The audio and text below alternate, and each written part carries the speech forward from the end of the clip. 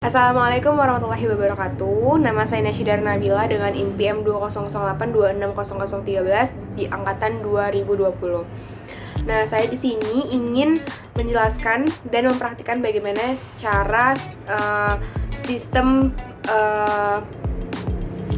pemeriksaan penglihatan, pendengaran, pengecapan dan lain sebagainya. Di sini saya ingin mengundang adik saya untuk sebagai bahan pasien atau bahan uji coba yang akan saya lakukan. Pertama, untuk penglihatan yaitu dengan cara dihadapkan ke cahaya dan membelakangi cahaya. Kita mengukur bagaimana diameter pupilnya. Jadi sudah diarahkan menghadap ke cahaya, kemudian kita ukur pupilnya, bagaimana pupilnya apakah membesar atau tidak ketika menghadap cahaya. Kemudian dia sudah menghadap cahaya, lalu kita ukur, kemudian dia melihat cahaya di atas, kemudian kita ukur diameternya menggunakan penggaris atau roll.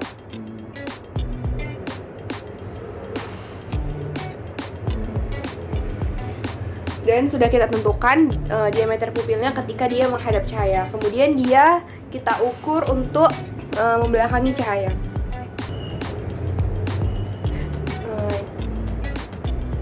Mari kita ukur diameter pupilnya.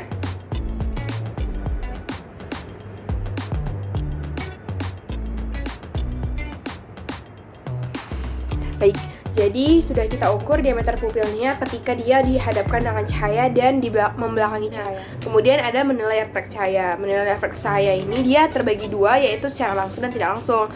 Kalau yang langsung, dia ketika kita amati mata sebelah kanan, kita periksa juga bagian pupilnya apakah membesar atau tidak. Contohnya seperti ini, ketika kita senter mata kanan,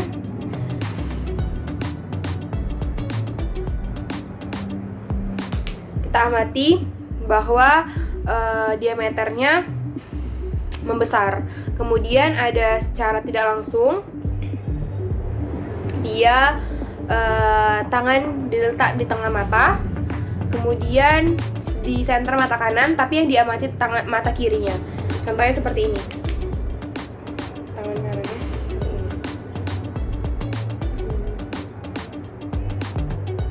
Kemudian kita senter mata kanan, tapi yang kita amati adalah mata kiri.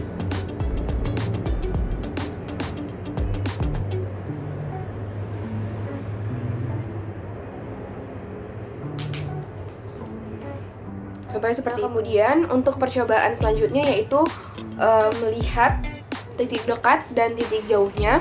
Jadi ketika kita tuliskan salah satu bacaan di buku dan kita dekatkan ke matanya hingga dia melihat dengan buram, lalu kita menurunkan sedikit dan diukur bagaimana di mana titik terjelas dia membaca bacaan di buku tersebut.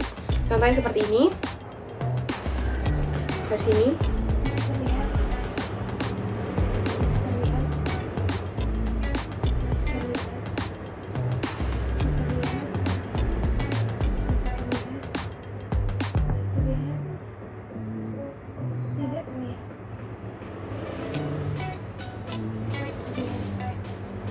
Jadi ya, ini adalah jarak antara mata dan bukunya yang dimana dia terlihat jelas. Lalu kita ukur menggunakan penggaris.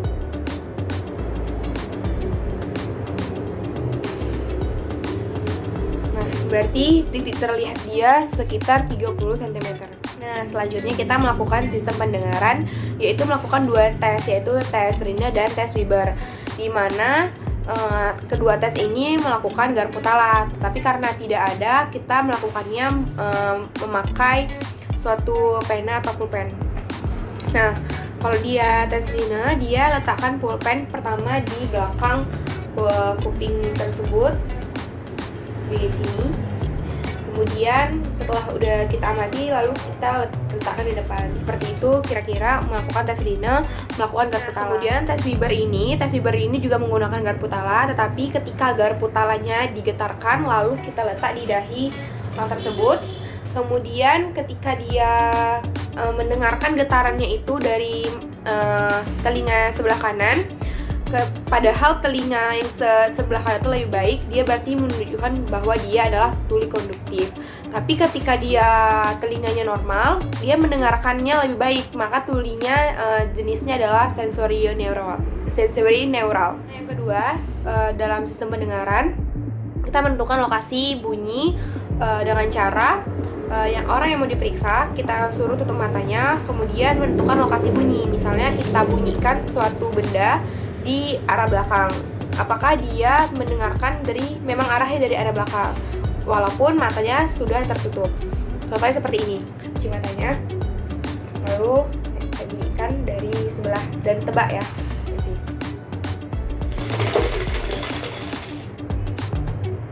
Dari sebelah, Dari sini. berarti benar. Kemudian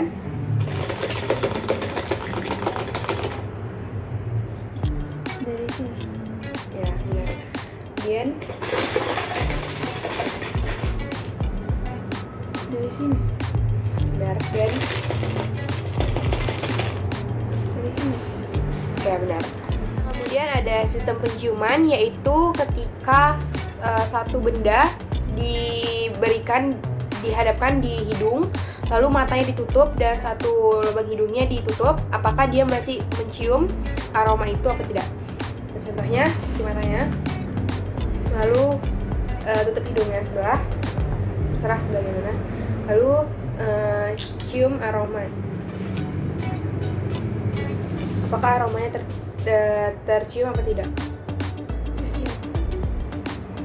Nah, kemudian ada sistem penciuman yang kedua, yaitu dengan metode fatigue of the sensation. Jadi ketika dia dihadapkan dengan bau yang menyengat dengan jarak 5 cm, lalu dihitung sampai dia tidak merasakan haruman itu lagi, atau dia benar-benar hilang penciumannya.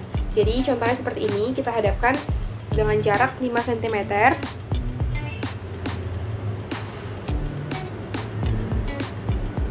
Seperti ini. Lalu kita hidupkan stopwatch sampai dia tidak benar-benar mencium aromanya lagi.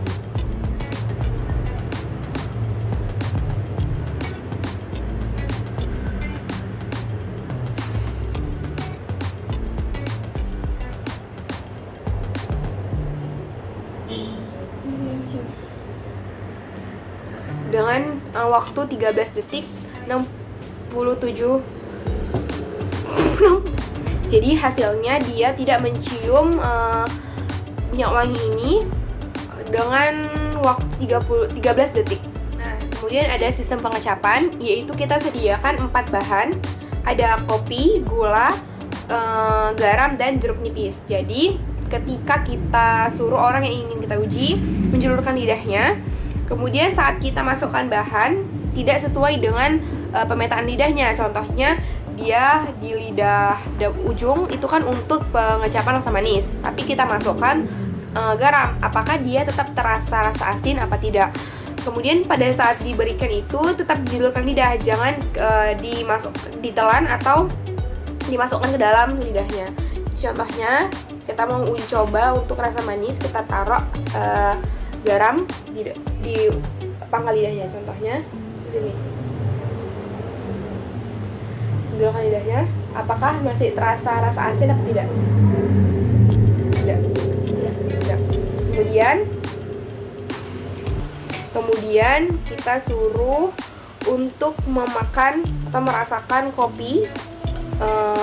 Yang seharusnya kopi ini katanya dia dirasa di bagian belakang, tapi kita letak di bagian sisi kanan atau kiri.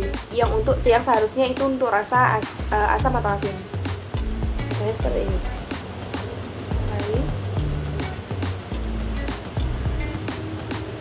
Apakah masih terasa pahit atau tidak? Tidak. Dan seterusnya seperti itu. Jadi ketika kita melakukan uji coba tersebut, jangan sampai kita menelannya atau merasakannya, karena ketika sudah kita telan atau kita masukkan ke dalam mulut, dia akan tercampur oleh saliva. Saliva itu yang akan menghubungkan. Jadi ketika sudah tercampur, makanya kita akan tetap bisa merasakan. Makanya kita harus menjulurkan lidah jangan sampai lidah itu merasakan atau memasukkannya ke dalam. Ini itu saja cara atau praktikum dari saya. Jika ada salah kata dan pengurangan, saya mohon maaf. Assalamualaikum warahmatullahi wabarakatuh.